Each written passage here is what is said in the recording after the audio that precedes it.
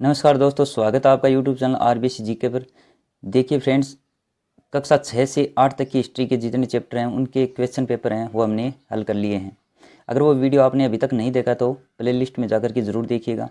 कक्षा 9 और 10 में जो अध्याय हैं वो रीट के जो सिलेबस के अकॉर्डिंग हैं, उनमें से कुछ से प्रश्न आज बनाए हैं। वीडियो थोड़ा छोटा होने वाला है क्योंकि इतनी इंपॉर्टेंट कक्षा 9 और 10 में हिस्ट्री के चैप्टर हैं वो मिलान नहीं कर रहे हैं रीट के सिलेबस के अकॉर्डिंग, और जितने कर रहे थे उनमें से ये प्रश्न बनाए हैं।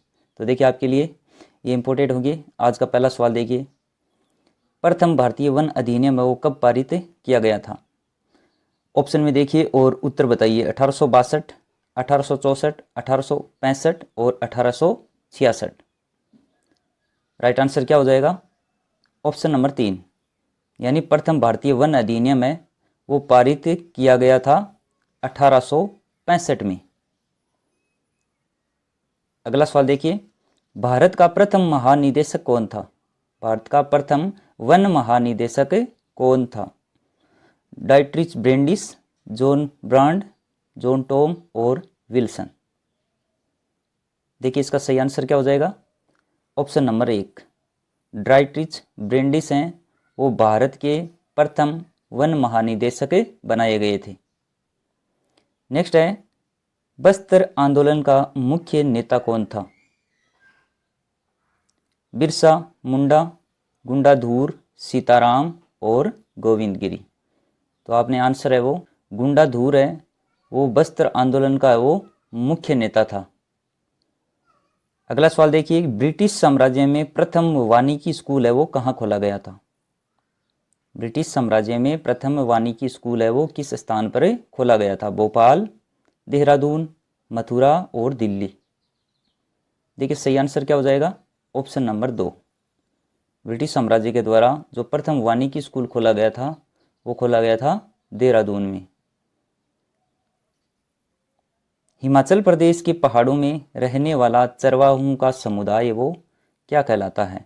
जो भेड़ बकरियां चराने वाले होते हैं पहाड़ों में, तो उन चरवाहों का समुदाय है, समूह होता है, उसे क्या कहा जाता है? बुग्याल, गद्दी, भाकर या फिर बंजारा। बताइए इसका सही आंसर क्या हो जाएगा? ऑप्शन नंबर 2, यानी जो चरवाहे होते हैं उन्हें कहा जाता है गद्दी। और बुग्याल है ये तो इससे संबंधित नहीं है, क्योंकि जो पहाड़ों के ऊपर काफ़ी ऊपर जो समतल की भूमि होती है जहाँ पर ये भेड़ बकरियाँ चराई जाती हैं, मैदान की तरह समतल सपाट, उसे कहते हैं बुग्याल। नेक्स्ट है, राजस्थान का प्रमुख चरवाहा समुदाय कौन सा है? अब राजस्थान का प्रमुख चरवाहा समुदाय आपको इनमें से बताना है। बुग्याल, राइका, गद्दी या फिर ढंडी। बताइए इसका राइट आंसर क्या हो जाएगा? ऑप्शन नंबर 2, यानी राजस्थान में जो चरवाहे होते हैं उनके समुदाय को क्या कहा जाता है? राइका। तो ये सब फैक्ट हैं आपको ध्यान में रखने हैं। नेक्स्ट है, 13 अप्रैल 1919 को अमृतसर के जलियांवाला बाग में शांतिपूर्ण भीड़ पर गोलियां चलाने वाला अधिकारी इनमें से कौन था?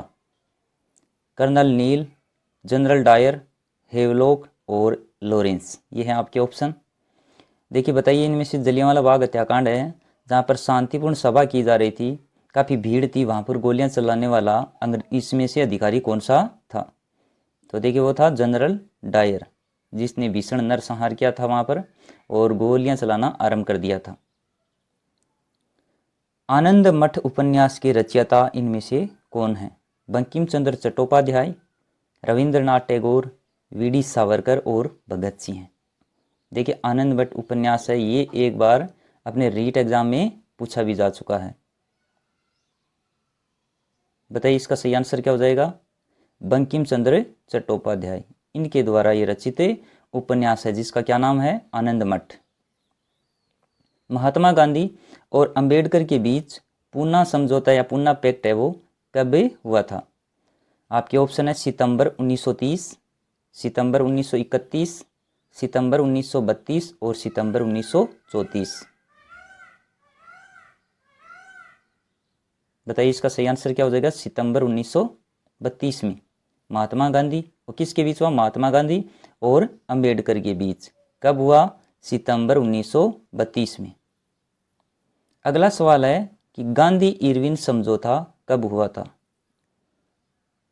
5 मार्च 1930, 5 मार्च 1931, 5 मार्च 1932 और 5 मार्च 1933।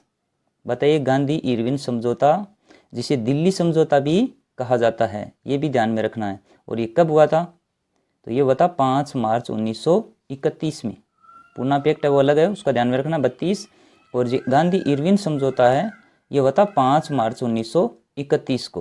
तो ये भी फैक्ट आपको ध्यान में रखने हैं।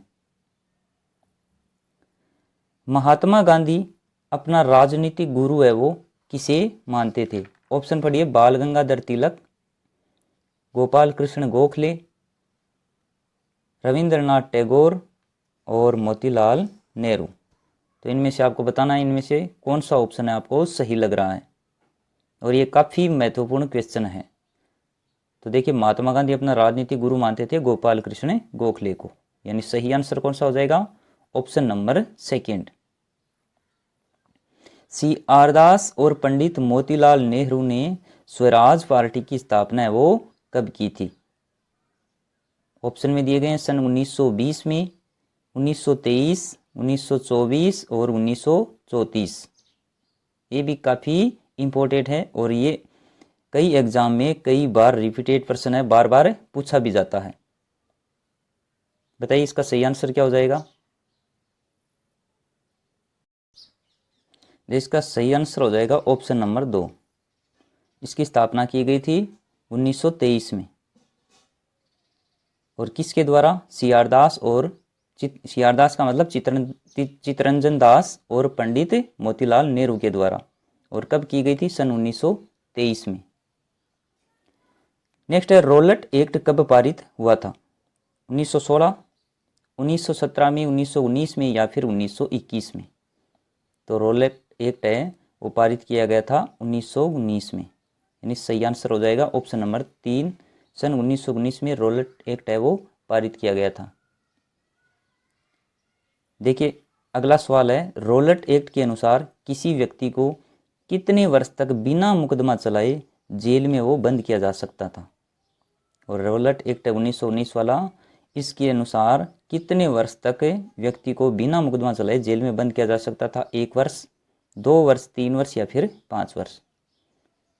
तो इसका सही आंसर हो जाएगा 2 वर्ष, ऑप्शन नंबर सेकेंड। नेक्स्ट है, चौरी चौरा गोरखपुर की घटना के कारण असहयोग आंदोलन को है वो कब स्थगित कर दिया गया था? जब गोरखपुर उत्तर प्रदेश में चौरी चौरा नामक एक घटना हुई थी तो उसके बाद असहयोग आंदोलन है वो स्थगित कर दिया गया था। तो एक प्रश्न ये भी बनता है कि असहयोग आंदोलन को स्थगित करने का प्रमुख कारण क्या था? तो था चौरी चौरा कांड। और ये कब स्थगित किया? फरवरी 1920, फरवरी 1921, फरवरी 1922 और फरवरी 1923। तो देखिए, ये स्थगित किया गया था फरवरी 1922 में, यानी सही आंसर है ऑप्शन नंबर 3।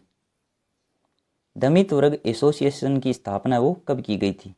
1928, 29, 30 और 21। बताइए इसका सही आंसर क्या हो जाएगा?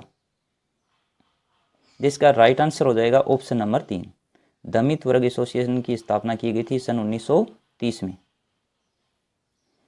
सीमांत गांधी किसे कहा जाता है? ये काफ़ी महत्वपूर्ण होने वाला है। अब्दुल गफ्फार खान, मोहम्मद अली जिन्ना, शौकत अली और मोहम्मद अली। देखिए, ये कहा जाता है अब्दुल गफ्फार खान को सीमांत गांधी कहा जाता है, ये उनकी उपनाम है। तो ये भी फैक्ट है वो ध्यान में रखिएगा, ये काफ़ी इंपॉर्टेंट है, महत्वपूर्ण है, एग्जाम में निश्चित रूप से ये पूछा जा सकता है। भारत माता की सन्यासिनी के रूप में एक पेंटिंग बनाई थी, जो किसने बनाई थी? रविंद्रनाथ टैगोर, अविंद्रनाथ टैगोर, जवाहरलाल नेहरू और मोतीलाल नेहरू। बताइए इनमें से किसने है वो भारत माता की एक सन्यासिनी के रूप में एक पेंटिंग बनाई थी? तो इसका सही आंसर हो जाएगा ऑप्शन नंबर फर्स्ट, यानी माफ कीजिए option number second. Rabindranath Tagore नहीं, अविंद्रनाथ टैगोर ने भारत माता की सन्यासिनी के रूप में एक पेंटिंग बनाई थी। तो ये ध्यान में रखना है, रविंद्रनाथ टैगोर नहीं, उनका नाम है अविंद्रनाथ टैगोर। महात्मा गांधी दक्षिण अफ्रीका से भारत कब लौटे थे? जनवरी 1915, फरवरी 1915 है, मार्च 1915 और अप्रैल 1915। तो ये महात्मा गांधी दक्षिण अफ्रीका से भारत लौटे थे जनवरी 1915 में, यानी इस राइट आंसर है ऑप्शन नंबर फर्स्ट, जनवरी 1915 में महात्मा गांधी दक्षिण अफ्रीका से भारत और लौटे थे। अगले नेक्स्ट सवाल देखिए, सरदार भगत सिंह तथा बटुकेश्वर दत्त ने केंद्रीय लेजिस्लेटिव असेंबली में बम है वो कब फेंका था? ये भी काफ़ी इंपॉर्टेंट है, राष्ट्रीय आंदोलन से संबंधित महत्वपूर्ण प्रश्न है ये सारे, तो इनको सबको ध्यान से देखना आपको। सन 1921, 29, 38 और 35। बताइए इसका राइट आंसर क्या हो जाएगा? सही आंसर हो जाएगा ऑप्शन नंबर सेकेंड। इन्होंने 1929 में केंद्रीय लेजिस्लेटिव असेंबली में एक बम फेंका था। और कौन कौन थे? सरदार भगत सिंह और बटुकेश्वर दत्त। भारत में प्रथम जूट मिल कब और कहाँ पर स्थापित की गई थी? जैसे कपड़ा मिल, वैसे जूट मिल बतानी है। बंगाल 1855, मुंबई 1855, बंगाल 1875 और कोलकाता 1829 में। कब स्थापित की गई थी ये? देखिए इसका सही आंसर हो जाएगा बंगाल में की गई थी, लेकिन दो ऑप्शन में दिए गए बंगाल, मुंबई तो नहीं हो सकता और कोलकाता भी नहीं है, तो इसका सही आंसर हो जाएगा बंगाल। और ये तो इनमें से 55 और 1875 में ध्यान रखना है, इसकी स्थापना हुई थी 1855 में। बंगाल में 1855 में भारत की प्रथम जूट मिल वो स्थापित की गई थी। देखिए अगला सवाल है, भारत का प्रथम हिंदुस्तानी अखबार बंगाल गजट का प्रकाशन वो किसने किया था? आपके ऑप्शन है गंगाधर भट्टाचार्य, बाल गंगाधर तिलक, स्वामी दयानंद सरस्वती और ज्योतिबा फुले। पहला क्वेश्चन तो ये है कि भारत का प्रथम हिंदुस्तानी अखबार का नाम क्या था? तो वो था बंगाल गजट, और इसका प्रकाशन है किसके द्वारा किया गया था? गंगाधर भट्टाचार्य के द्वारा, यानी सही उत्तर है ऑप्शन नंबर 1।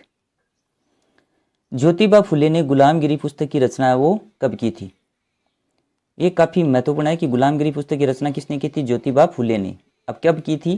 1871, 1878, 1885 और 1889। बताइए इनमें से कौन सा है वो सन है वो सही हो जाएगा? तो ऑप्शन नंबर 1 में दिया गया है 1871 में ज्योतिबा फुले ने गुलामगिरी पुस्तक की रचना की थी। सन 1878 में वर्नाकुलर प्रेस एक्ट किसने लागू किया था? Martin Luther, Cornwallis, Lord Lytton और लॉर्ड रिपन, ये दिए गए। तो ये भी ध्यान में रखिएगा कि वर्नाकुलर प्रेस एक्ट है वो कब लागू किया गया था? सन 1878 में। किसके द्वारा किया गया था? लॉर्ड लिटन के द्वारा। ऑप्शन नंबर 3 हमारा सही उत्तर हो जाएगा। संवाद कौमुदी का प्रकाशन किसने किया था? इनमें से ऑप्शन देखिए, महात्मा गांधी, बाल गंगाधर तिलक, स्वामी दयानंद सरस्वती और राजा राममोहन राय। तो बताइए संवाद कौमुदी पत्रिका है उसका प्रकाशन किसके द्वारा किया गया था? तो वो किया गया था राजा राममोहन राय के द्वारा, यानी ऑप्शन नंबर 4 है वो हमारा इसका सही उत्तर माना जाएगा। और आज के ये प्रश्न है वो थोड़ी कम है, क्योंकि जितने चैप्टर हैं रीट के सिलेबस के अकॉर्डिंग उन्हीं में से बनाए गए हैं, लेकिन ये काफ़ी इंपॉर्टेंट है, इनको आप ध्यान में रखिएगा। और अब मिलेंगे किसी अगले नेक्स्ट टॉपिक के साथ, तब तक के लिए धन्यवाद।